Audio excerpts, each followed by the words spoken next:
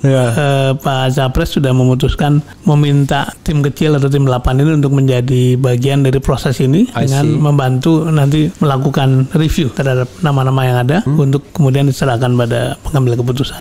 Jadi mau Mbak Yeni, mau Bu Hovifa, tadi Pak Andika, semuanya masuk dalam pertimbangan. Kita juga punya harapan nantinya relawan itu akan berkolaborasi dengan partai-partai politik untuk proses baik mulai menghimpun dukungan di lapangan, kemudian mengikuti pencoblosan menjadi saksi sampai mengawal supaya suara-suara itu tidak mengalami penyelewengan. Semua orang menyadari itu bahwa makanya ada istilah yang diperlukan Anies itu satu aja, demokrasi dan pemilu yang fair gitu. Ya. Kalau kita bisa jaga itu, insya Allah lah.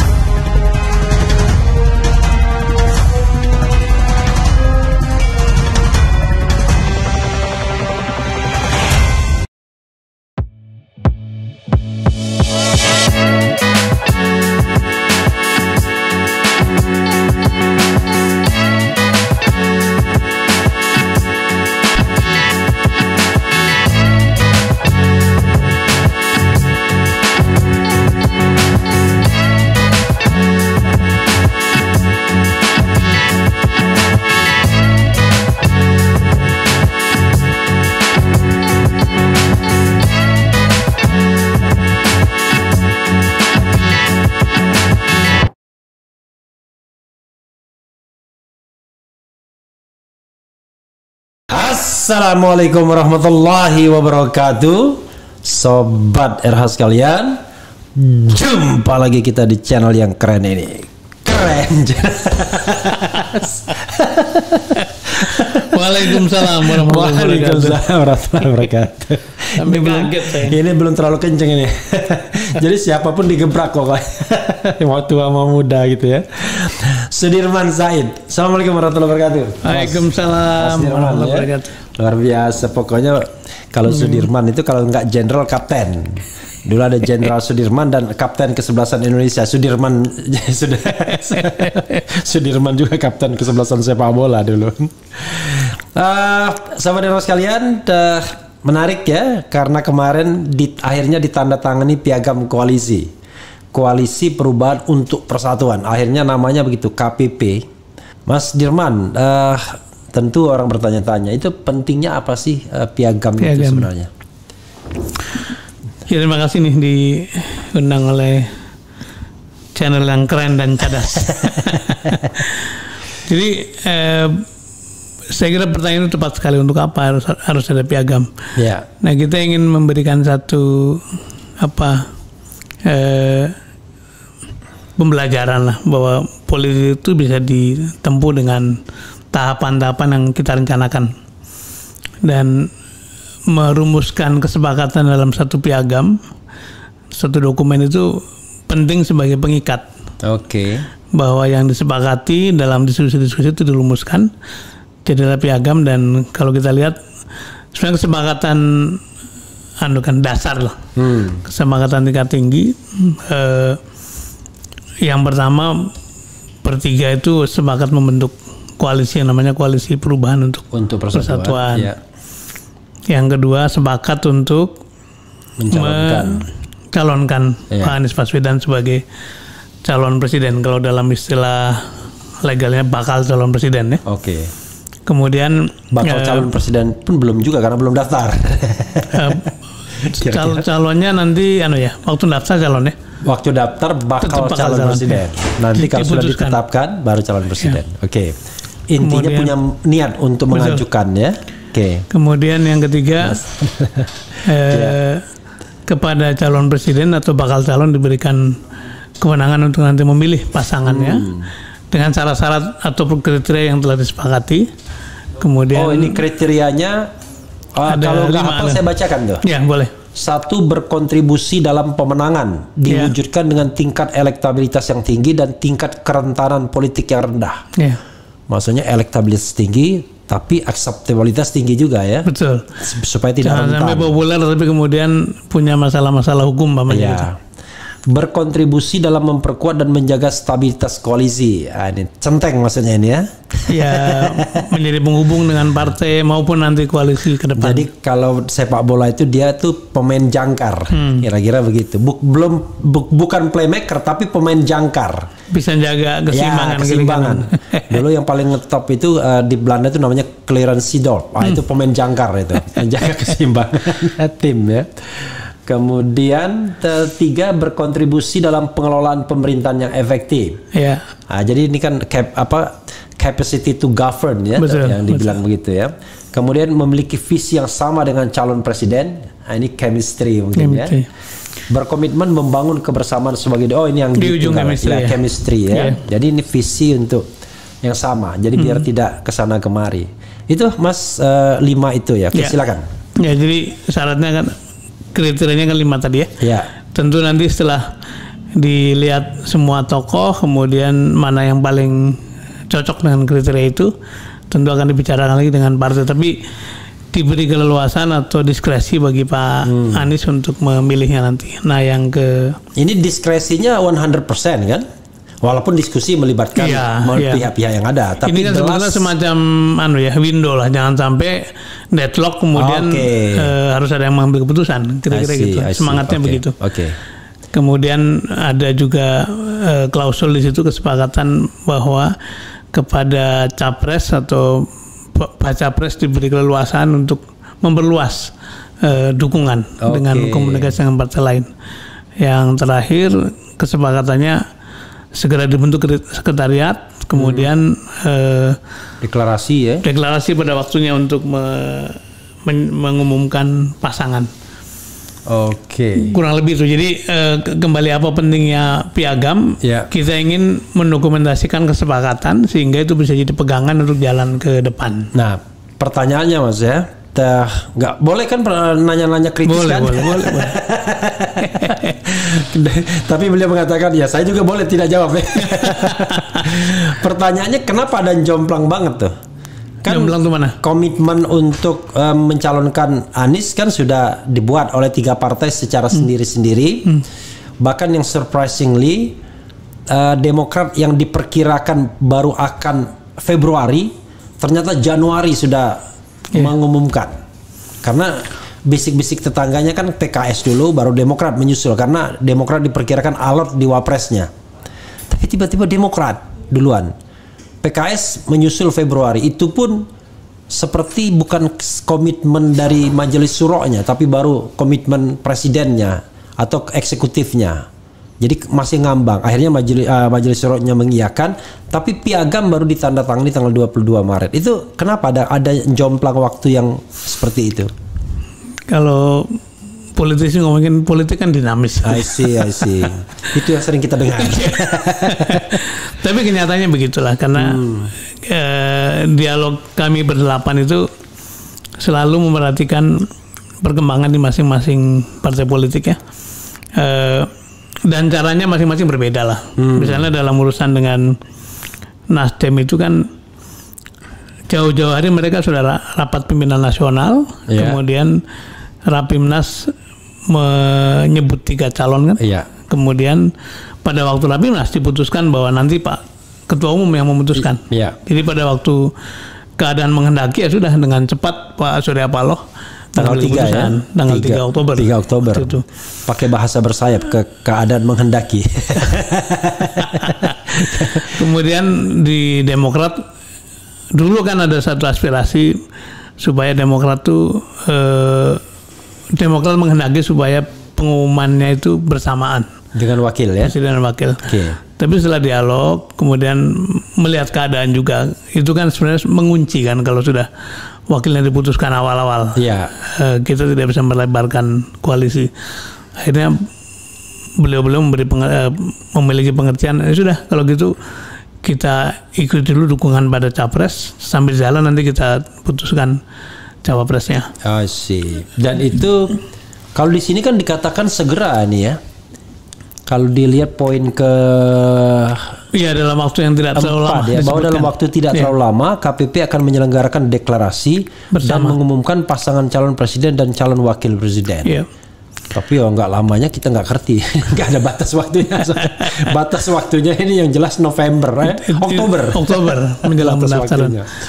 Tapi rasanya nggak harus sampai Oktober lah mudah-mudahan. Nah, PKS kan sebetulnya majelis suruhnya sudah memutuskan, walaupun bentuknya adalah kriteria.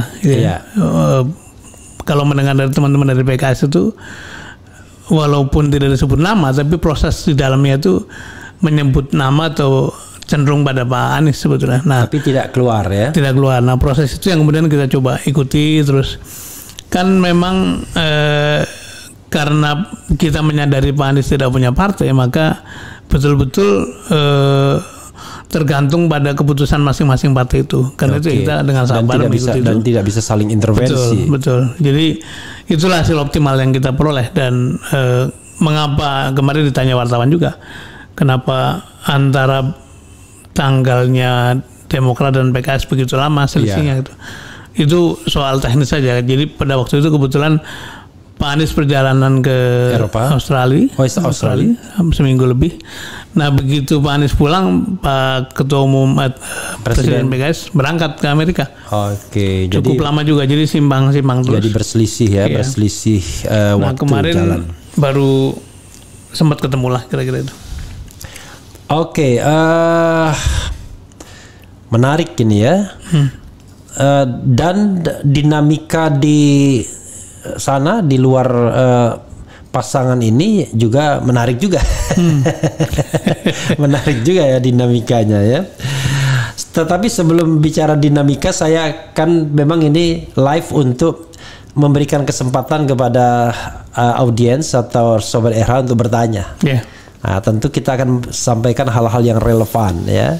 Jadi itu ya Sobat RH sekalian, kenapa piagam, walaupun dalam politik piagam kan bisa nggak mengikat tuh, last minute tiba-tiba kabur. Ya, maka itu yang dicantumkan hal-hal yang prinsip dasar saja, tidak bisa terlalu detail. Jadi tidak teknikal ya. Tidak terlalu rigid ya, seperti itu. Yang ibaratnya mudah-mudahan itu bisa tidak dikhianati lah kira-kira gitu ya. Mudah-mudahan. Gitu. Ini sudah banyak nih yang bertanya nih, mungkin walaupun biasa ribut sendiri di antara mereka ya. Bilang hadir Bang Refli, Pemalang hadir, pasti ganti presiden, Pak Anies Baswedan presidennya, amin ya Allah. Pak Bung RH pakai peci merah jadi mirip Kiai Balap, apa lagi? Ini ada juga yang bilang ini, insya Allah Ganjar Prabowo mampu menghancurkan Anies dan gerombolannya. Ini biasalah, ini pro dan kontra seperti ini ya. Assalamualaikum warahmatullahi wabarakatuh, hadir Bang Refli. Ini Sobat RH sekalian dikasih kesempatan bertanya malah saling debat di antara mereka. Channel keren dan jadas, sampai para PKI pun nggak ketinggalan di channel ini. Ada-ada aja ya. Nah ini yang mungkin yang perlu ini. Nanti Anies juga bagi-bagi kursi, sama aja. Ini perlu lah ya. Skeptisisme seperti ini kan kita tampung. Harus. Baru aja mulai live, para buzzer dan Ganjaris langsung kepanasan. Ini nggak perlu kita tanggapi ya. Kemudian Lombok NTB menyimak Bang RH, Brapo RH Channel, Ciparai Bandung hadir, ada yang panas. Kemudian di podcast Deddy Corbuzier, Ganjar malah bangga bilang, ya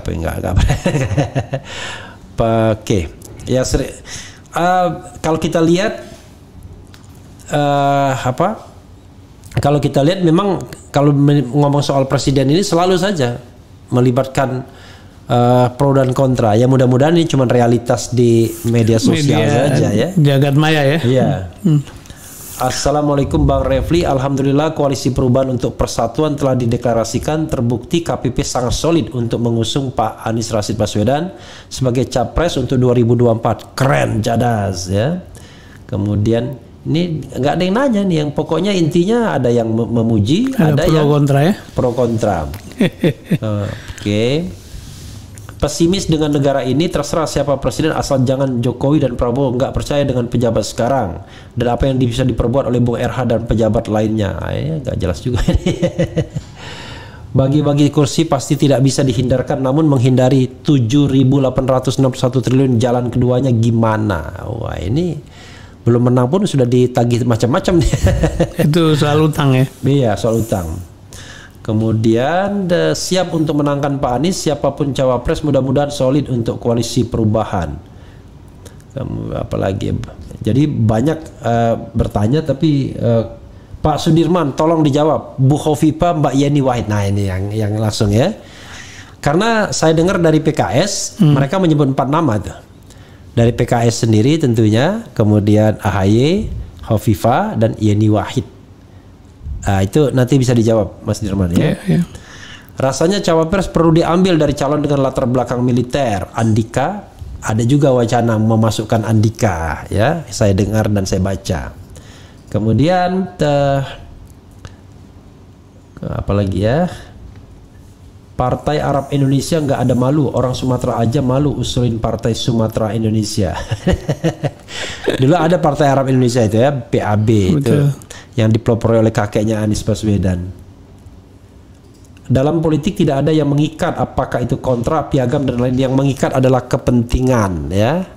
Nanti Pak Anies jadi, tolong rakyat kecil diperhatikan, tidak seperti sekarang contoh BEM. Jadi kita biarkan dulu hal-hal yang pasca, kan kita nggak ngerti ya soal menang dan kalah, itu kan soal yang nanti. Tapi hal yang bisa dijawab itu tadi soal calon wakil presiden. Gimana? Iya. Sebenarnya Nasdem, Demokrat juga tidak hanya punya Pak AHY, punya sejumlah nama juga, termasuk disebut dari Andika, Khofifah, kemudian Ridwan Kamil, itu di dalam list mereka muncul juga. Begitupun di PKS. Jadi sikap para partai anggota koalisi akhirnya ya sudah, nanti kita review semua nama, kemudian kita tadi kan come up dengan satu kriteria, 5 kriteria. Nanti tinggal diberi scoring kan, kriterianya bagaimana. Nah, karena itu kemarin seluruh nama itu masuk dalam perhatian lah. Karena itu kemarin pada Rabu Kliwon, pakai Rabu Kliwon. Rabu Kliwon itu biasanya pengumuman KPK. Pak Capres sudah memutuskan meminta tim kecil atau tim 8 ini untuk menjadi bagian dari proses ini dengan membantu nanti melakukan review terhadap nama-nama yang ada untuk kemudian diserahkan pada pengambil keputusan. Jadi mau Mbak Yeni, mau Bu Khofifah, tadi Pak Andika, semuanya masuk dalam pertimbangan. Gitu. Kalau kita lihat misalnya tipologi ya soal oposisi, kemudian yang posisinya yang in between. Kalau kita lihat kan Andika tidak tipologi oposisi, Yeni Wahid tidak juga, ya. Khofifah tidak juga. Yang oposisi pasti Demokrat, AHY. Atau PKS ya. Ridwan Kamil enggak juga, apalagi udah masuk Golkar. PKS juga. Jadi memang tidak ada kriteria khusus ya bahwa dia harus dari kubu oposisi atau dia separuh pemerintah gitu. Kan sebetulnya kita saya tambah juga misalnya kenapa misalnya nama seperti Gatot Nurmantio atau Rizal Ramli nggak masuk radar. Karena banyak orang juga menanyakan di Refli Harun Channel, namanya Refli Harun Channel. Kalau dulu di polling yang menang itu nomor 1 pasti Gatot, nomor 2 AHY. Rizal memang tidak masuk 3, 4 lah, 5 gitu. Tetapi saya lihat baik Gatot maupun Rizal yang dianggap orang canggih juga sesungguhnya tidak pernah masuk radar juga di koalisi perubahan ini. Nah itu tambahan pertanyaannya. Kan bagaimanapun koalisi ini isinya partai-partai. Nah, partai tentu punya preferensi kan. Nah meskipun kita juga tidak menutup kemungkinan atau tidak menutup pintu bagi tokoh-tokoh yang memang berpotensi kemudian belum masuk radar partai itu. Nah mengenai tadi oposisi atau tidak, kita tidak memilah-milah seperti itu karena kan sebetulnya kita ini tidak mengenal pengelompokan seperti itu kan. Walaupun memang ada orang-orang yang memilih de facto ya maksudnya. De facto. Jadi siapapun yang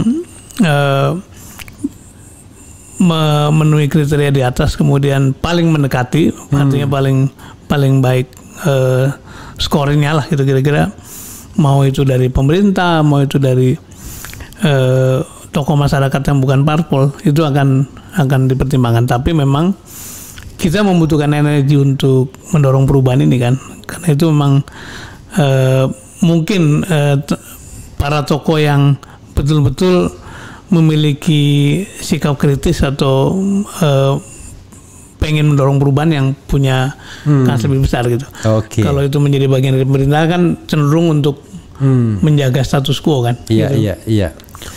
Oke, hal yang menarik, 8 tuh siapa aja? Artinya gini, artinya orang seperti Gatot, seperti Rizal Ramli atau siapapun yang so-called oposisi di luar yang banyak mengeluarkan statement dan lain sebagainya, itu juga belum tertutup kemungkinan ya.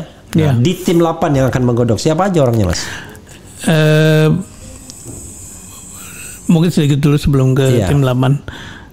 Pemerintahan ini kan isinya tidak hanya 2 orang kan, tidak hanya presiden wakil presiden. Jadi kita butuh begitu banyak tokoh karena pekerjaan untuk menata juga besar sekali. Jadi saya kira tidak harus para tokoh-tokoh yang punya komitmen itu semata-mata hanya targetkan 1-2 posisi, tapi RI 1, RI 2 aja jadi gitu ya. RI 1, RI 2, RI 3 sampai RI 60 lah kira-kira gitu. Itu kita sesuai dengan plat nomor mobil. Betul. Kita membutuhkan itu. Nah, tim 8 itu 6 dari wakil partai politik, yang 2 wakilnya Pak Anies. Yang dari partai politik itu dari Nasdem Pak Willy dan Pak Sugeng Suparwoto. Willy Aditya, Sugeng Suparwoto. Betul. Yang dari Demokrat Pak Iftitah Sulaiman sama Pak Rifki. Pak Rifki itu Rifki Harsah. Betul, itu sekjen ya. Yang dari PKS Pak Sohibul Iman, Dokter. Itu mantan presiden ya. Sekarang wakil ketua Majelis Syuro. Satu lagi Pak Al-Muzammil Yusuf. Al-Muzammil Yusuf ya. Kalau dari timnya Pak Anies? Dari timnya Pak Anies satu namanya Mas Dadang Juliantara. Satu saya sendiri. Jadi gitu ya saudara sekalian. Jadi tim 8 itu, kenapa 8? Karena masing-masing dikasih jatah 2. Jadi genap. Kebetulan ya awal-awal meeting akhirnya sudahlah ini diteruskan saja kira-kira gitu. Kebetulan yang 6 itu kan ditugasi oleh partai politik. Kemudian pada waktu meeting kebetulan saya dan Mas Adang ditugasi Pak Anies. Kita akan record ya biar tinggal terlalu lama saudara sekalian. Yang begini-begini nanti akan saya tanyakan, dari mana kok tiba-tiba kok Anies begitu kenal, percaya, dekat. Padahal ini bukan geng UGM. Beliau ini geng Stan ya. Temannya Helmi Yahya. Iya, teman tidur di masjid. Karena kalau Dadang Juliantara itu UGM. Tapi menariknya Dadang itu tukang demo dulu. Harusnya agak beda lah dengan Anies sebenarnya. Sama Dadang tuh dulu salah satu petingginya Seknas Jokowi kan. Ya wajar lah. Dulu kan Mas Dirman di situ juga. Anies di situ juga. Refli Harun juga di sana. Nggak, kalau saya itu sebenarnya tidak pernah di mana-mana. Cuman saya punya preferensi ketika memberikan opini ketika di MK. Saya bilang 99,9% permohonan Prabowo pasti ditolak. Jatuh cinta semua orang Jokowi ke saya waktu 2014. Nah, 2019 saya tidak mengulangi pernyataan itu. Tidak mau, walaupun saya tahu pasti ditolak juga. Karena ketika saya diajak Denny Indrayana untuk gabung, saya nggak mau karena saya udah tahu pasti dikalahkan ya, atau pasti kalah tepatnya. Ini ada beberapa pertanyaan lagi ya. Apa lagi ya? Tadi ada yang bilang tanyakan. Ini. Iya Bang Refli, saya mau tanya kepada Pak Sudirman Said, kenapa peran relawan nggak diikut sertakan dalam deklarasi ini? Padahal kan relawan juga ikut menentukan pemenangan. Kenapa tuh? Saya tambahin biar bobotnya nambah. Saya mengkritik dari piagam deklarasi itu nggak ada nyebut-nyebut relawan. Padahal kalau kita bicara mengenai partainya kan 3 partai plus partai relawan sesungguhnya kan. Anies sebagai orang non partai sekarang ini banyak dibantu oleh relawan yang tumbuh bak cendana di musim hujan dan tidak di drive, tapi muncul dengan partisipatif, dan jangan-jangan determinan faktor menang dan kalah justru di relawan. Nah ini kok kenapa di dalam 6 butir deklarasi itu tidak ada nama relawan kata Malaysia. Tak ada. Pertama kemarin sebenarnya bukan deklarasi ya. Kemarin tuh kita menyebut pengumuman ya. Pengumuman bahwa 3 partai sudah mengikat dengan resmi. Itu artinya secara formal mereka sudah memutuskan untuk mencalonkan Pak Anies, dan pengumumannya kolektif sebagai kelanjutan atau tahap berikutnya dari kepengumuman yang masing-masing partai itu. Kemudian di mana peran relawan? Barangkali kalau di antara 8 itu ya 2 ini kan dari masyarakat sipil bukan dari partai. Yang itu adalah dapat dikatakan mewakili pikiran-pikiran, suara-suara, harapan relawan. Dan kebetulan de facto-nya kami berdua ini cukup intens berinteraksi dengan relawan. Memang tidak dicantumkan khusus dalam piagam, tetapi semangatnya itu semangat mendorong politik transparan, itu bagian dari semangat masyarakat sipil yang diwakili oleh para relawan itu. Mungkin karena piagam itu memang piagam antar partai politik. Jadi relawan tidak menjadi pihak nanti pada waktu deklarasi besar tentu saja harus akan melibatkan. Mudah-mudahan jangan dilupakan karena relawan ini banyak sekali jumlahnya sekarang. Sekarang itu yang terdaftar di aplikasi saja itu sudah 215 simpul. Bayangkan seluruh Indonesia. 215 dan tiap hari simpul. Terus bertambah secara organik. Gitu. Itu baru simpulnya, itu belum orangnya. Kalau mau bikin buka puasa itu minimal 215 orang gitu. Kalau kita undang sebagian aja nanti ribut nanti. Oke, apa lagi ya? Tadi ini ada yang bilang aspirasi kalau bisa cawapresnya jangan perempuan. Ini diskriminatif, nggak boleh ya. Gitu. Yang penting 5 kriteria itu kan tidak menyebut jenis kelamin ya. Bung Refli tanya sama Bapak Sudirman Said, apakah sudah ada antisipasi menghadapi kecurangan dalam pemilu nanti? Saya meyakini ya bahwa yang dikhawatirkan oleh tim Anies Baswedan adalah kecurangan. Saya bisa merasakan itu. Kemudian keberpihakan, roda kekuasaan penyelenggara negara terhadap pihak-pihak tertentu yang mungkin di-endorse oleh istana. Kita frankly speaking lah, itu semua orang paham. Ditanya bagaimana mengantisipasinya? Iya, saya juga kebetulan di 2019 kan membantu satu calon presiden ya. Jadi kita merasakan bagaimana kecurangan itu berlangsung. Begitupun ketika saya di 2018 kan maju sebagai calon gubernur. Ini pelajaran penting karena Gubernur Jawa Tengah ya. Jawa Tengah ya. Pelajaran penting, dan karena itu kita sekarang menatanya bukan menunggu terjadi kecurangan di ujung, di hilir, tapi dari awal kita mengidentifikasi, terus kita sekarang sedang membentuk tim hukum untuk menjaga proses dan juga mengajak teman-teman relawan untuk mulai mendokumentasikan apa-apa yang bisa menjadi bukti apabila nanti berperkara. Kadang-kadang itu kan ya Bung Refli tahu betul lah, perkara itu memerlukan bukti yang kuat, yang cukup, dan perancangan pembuktian itu yang harus dilakukan sekarang. Nggak bisa dibikin tiba masa tiba akal gitu. Mau mengajukan permohonan malam ini baru bikin, baru nyari bukti kan.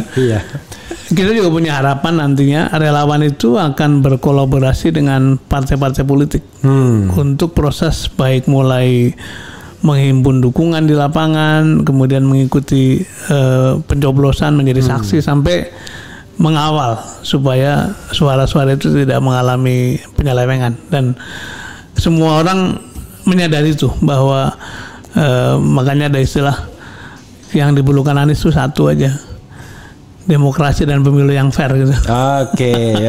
Kalau kita bisa jaga itu, insya Allah lah itu. Yang diperlukan Refli Harun gitu juga, biar channel ini bisa sustainable. Kalau enggak channel ini bisa dikriminalisasi, kita salah-salah ngomong sedikit ya. Demokrasi dan pemilu yang fair, jurdil ya, dalam bahasa kita pemilu yang jurdil, jujur dan adil. Apa lagi ya? Saya kira itu cukup ya. Sampaikan satu hal ya. Minggu lalu kita meluncurkan, teman relawan sih, meluncurkan Festival Pemilu Gembira. Oke. Ini adalah satu inisiatif untuk meredakan suhu ketegangan. Iya. Kita ingin pemilu kita ini berjalan dengan ketegangan yang minimal, tidak ada tekanan, tidak ada ketakutan. Mulai dengan mengajak orang menyanyikan kembali lagu Mars Pemilu tahun 71 yang Mokhtar Embut. Betul. Itu kan syairnya kan pemilihan umum telah memanggil kita, seluruh rakyat menyambut gembira, hak demokrasi Pancasila, kita Indonesia merdeka. Saya malah lebih kenal dengan syair ini daripada syair reformasi, malah lupa saya. Pilihlah wakilmu yang dapat dipercaya, pengemban ampera yang setia, di bawah Undang-Undang Dasar 45 kita menuju ke pemilihan umum.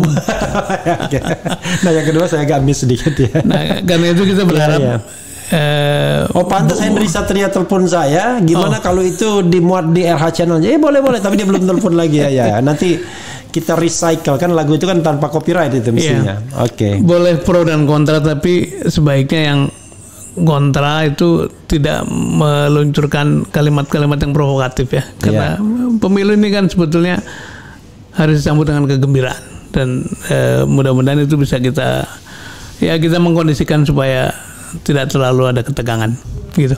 Dan juga barangkali himbauannya tidak melibatkan state aparatus ya. Ya, itu penting sekali. State aparatus netral gitu. Oke, baik sipil maupun militer. Mas Dirman, silakan a closing statement untuk sapa Sobat RH ini.